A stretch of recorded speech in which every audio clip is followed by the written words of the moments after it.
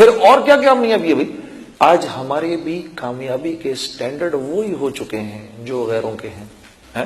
میرا ایک دوست کہتا ہے یار ابابیل کے جھنڈ نہیں آئے ہمیں بچانے کے لیے، یہ ابابیل کے جھنڈ کدھر ہیں؟ وہ سعید انور کے سامنے اس نے یہ بات کر دی۔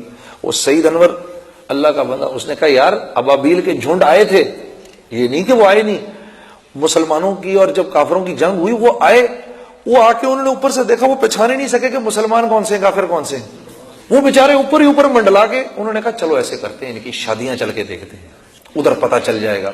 تو پتہ چلا کہ وہ جو شادیاں دیکھنے کے مسلمانوں کی، تو وہاں پر تو مہورت طے ہو رہی تھی، ہے جی، وہاں پر تو ہندو بھی شرما رہے تھے ان کی شادیاں دیکھ کر، ہے جی، وہاں پر تو لڑکیاں ماشاءاللہ سے ڈانس تیار کر رہی تھیں ہندوستانی گانوں کے اوپر کہ کیسے ناچیں گی وہ سب کے سامنے، وہ بیچارے ادھر بھی کنفیوز ہو گئے، ہے جی، ابابیلیں ساری۔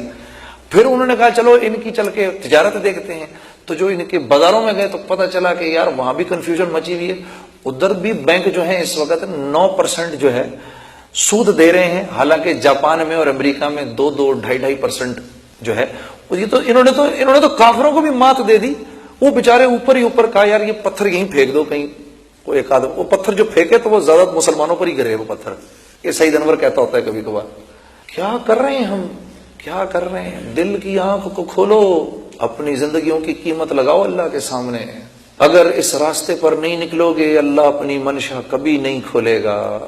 اوپر ہی اوپر پھر پھرا کے بس نیچے ہی نیچے ایسے ہی چلا کے گزر جائے گی زندگی، بے قیمت گزرے گی زندگی۔ میرے ایک دوست نے کہا بھائی آپ کیا بات کرتے ہیں جنید صاحب، صحابہ بھی تجارت کرتے تھے؟ یہ آپ کے بھی ذہن میں صحابہ بھی تو تجارت کرتے تھے؟ نہیں کرتے تھے، یقیناً کرتے تھے، کیوں نہیں کرتے تھے؟ حضرت عبداللہ بن مسعود نے تابعین کی ایک جماعت سے کہا کہ تم لوگ آج ہم سے زیادہ عبادت کرتے ہو، لیکن تم میں اور ہم میں فرق یہ تھا کہ صحابہ کے دلوں میں دنیا نہیں تھی، تمہارے دلوں میں دنیا۔ اب یہ دنیا کیا ہے؟ یہ بڑا ایک ضروری سوال ہے، بھائی دنیا کیا چیز ہے؟ ہر وہ چیز جو تمہیں اور مجھے اللہ کے حکم پر آنے سے روکے وہ دنیا ہے۔ مثال کے طور پہ اب صحابہ بھی تجارت کرتے تھے، کیا تجارت کرتے تھے صحابہ؟ اپنی دکان میں بیٹھے ہیں، اللہ اکبر اللہ اکبر، آواز آئی، دکان بند کی، مسجد چلے گئے۔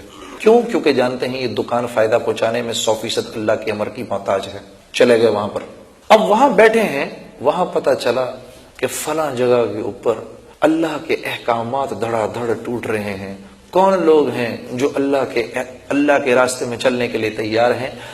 تو ایک حکم آیا حلال روزی کمانے کا، اس کے بعد ایک بڑا حکم آیا نماز کا، نماز پہ چلے گئے۔ جب نماز پہ پہنچے تو وہاں پر بڑا حکم آیا ہجرت کے لیے، اس کے لیے بھی اپنے آپ کو پیش کر دیا۔ صحابہ تجارت کرتے تھے، یہ تجارت کرتے تھے، اس طرح تجارت کرتے تھے صحابہ۔ تو کیا تھا؟ کیا تھا؟ اللہ نے ان کی دنیا بھی ایسی بنائی، ایسی بنائی، ایسی بنائی۔ حضرت عبد الرحمن بن عوف، مولوی طارق جمیل صاحب سے میں سن رہا تھا، دنیا سے جب گئے تو 3 ارب 30 کروڑ سونے کی اشرفیاں چھوڑ کر گئے۔ یہ کاغذ کے پرچے نہیں، ہم نے اس صحابہ کو کیا سمجھ رکھا ہے؟ حضرت زبیر بن عوام 5 کروڑ سونے کی اشرفیاں چھوڑ کر گئے۔ حضرت طلحہ بن عبید اللہ، یہ میں آپ کو عشرہ مبشرہ کے قصے سنا رہا ہوں۔ حضرت طلحہ بن عبید اللہ وہ پہلے تاجر ہیں، عرب تاجر، مسلمان تاجر ہیں جن کے پانی کے جہاز چلنا شروع ہوئے۔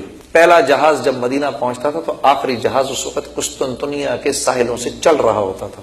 اتنے بڑے تاجر تھے کیا؟ عشرہ مبشرہ، دنیا میں ہی اللہ جل شانہ کی طرف سے رسول اللہ صلی اللہ علیہ وسلم نے ان کو جنت کی بشارت دے دی۔ یہ وہ تجارت تھی جو صحابہ کیا کرتے تھے، یہ وہ تجارت تھی۔ کیوں؟ دیکھو انبیاء علیہ الصلوۃ والسلام نے اس دنیا میں آ کر بڑے بڑے معجزات دکھائے ہیں جی، بیماروں کو شفا مل گئی، نابینا کو نظریں مل گئیں ہیں جی، مردہ کو زندہ کر دیا حضرت عیسیٰ علیہ السلام نے، لیکن یہ معجزات ضرور دکھائے، اس کے باوجود حضرت عیسیٰ علیہ السلام اس دنیا میں معجزات دکھانے نہیں آئے، ان کا موضوع ہدایت پھیلانا تھا، ان کا موضوع ہدایت پھیلانا تھا۔ تو جب اتنے بڑے بڑے معجزات دکھانے والے مجھے اور تمہیں اللہ کی طرف بلا رہے ہیں، تو میں اور تم، ہم کہنے کو تو ہم کہتے ہیں اہدنا الصراط المستقیم صراط الذین انعمت علیہم، اے اللہ مجھ کو راستہ دکھا انعام یافتہ لوگوں کا، ہیں جی، انعام یافتہ لوگ 4 ہیں، قرآن 4 لوگوں کو انعام یافتہ کہتا ہے، انبیاء، صدیقین، شہداء اور صالحین۔ اب بتاؤ انبیاء علیہ الصلوۃ والسلام کیا کام کرتے تھے؟ لوگوں کو اللہ کی طرف بلاتے تھے۔ صدیقین کیا کام کرتے تھے؟ اسی دعوت کے بول پر صداقت کی مہر لگاتے تھے۔ شہداء کیا کام کرتے تھے؟ اسی دعوت کے بول کے لیے جانیں دیا کرتے تھے۔ صالحین کیا کام کرتے تھے؟ اسی دعوت کے بول کو دنیا کے ایک کونے سے لے کر دوسرے کونے تک لے کر جاتے تھے۔ تو مفسرین فرماتے ہیں تم یہ کام نہیں کرو گے، اگر تم یہ کام نہیں کرو گے تو پھر تم غیروں کی معاشرت کو اپناؤ گے، جس کے بارے میں اللہ جل شانہ فرما رہے ہیں کہ تم مجھ سے پناہ مانگو ان کے راستے سے جو کہ غیر المغضوب علیہم ولا الضالین ہو گئے۔ اگر اس کام کو نہیں کرو گے تو غیر المغضوب علیہم ولا الضالین بن جاؤ گے۔ یہ اتنا نازک معاملہ ہے۔ یہ تو میں جس زمانے میں گایا کرتا تھا، میں کوئی ایسی تھوڑی چھوڑ دیا گانے بجانے کو۔ مال میں اس سے کما رہا تھا، شہرت میں اس سے کما رہا تھا۔ میں نے تو 8 سال ہو گئے انجینئرنگ چھوڑے ہوئے، تو میں تو انجینئرنگ بھی بھول گیا تھا ساری۔ وہ تو مجھے احساس ہوا کہ میں کر کیا رہا ہوں میری زندگی۔ میں نے کو آپ لوگوں کو ٹھیک کرنے کے لیے تھوڑی اپنی زندگی بدلی، میں تو کو اپنی جان بچانے کے لیے بدلی، میں نے اپنی جان بچانے کے لیے۔ تو میں کر کیا رہا ہوں یار؟ یہ میں کس کے طریقے پر زندگی گزار رہا ہوں؟ کس اللہ کے نبی نے اس طرح زندگی گزاری؟ ہاں، کس اللہ کے نبی نے؟ ایک کل میرے بھائی نے مجھے کہا جنید صاحب یہ جو آپ دعوت کا بول بولتے ہیں یہ بھی خیر کا کام ہے، اور جو ہم کر رہے ہیں یہ بھی خیر کا کام ہے، اور جو ہم ٹیلی ویژن پر کر رہے ہیں یہ بھی خیر کا کام ہے، اور جو میں اپنی طرف سے کر رہا ہوں یہ بھی خیر کا کام ہے۔ میں نے کہا میرے دوست بات یہ ہے کہ خیر کے کام تو سارے ہیں، اس میں کوئی شک نہیں، خیر کے کام تو سارے ہیں، لیکن اگر تو بھی اپنی مرضی کا خیر کا کام کرے اور یہ بھی اپنی مرضی کی خیر کا کام کرے اور وہ بھی اپنی مرضی کی خیر کا کام کرے گا تو پھر امت میں جوڑ کیسے پیدا ہوگا؟ امت میں جوڑ کیسے پیدا ہوگا؟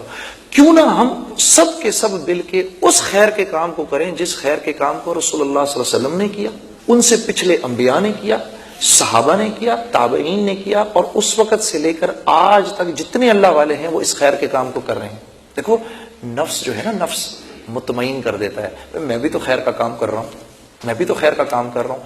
ایک ہی فارمولہ ہے میں آپ کو بتاؤں جس میں خیر کا کام ہو رہا ہے، ایک فارمولہ ہے، اور وہ یہ ہے کہ جب اپنا نفس ٹوٹنے لگے نا، جب اپنا نفس ٹوٹنے لگے، جب کسی خیر کے کام کے کرنے کو دل نہ چاہ رہا ہو، ہاں، تو یقین کر لو یہ میں کوئی ٹھیک کام کر رہا ہوں۔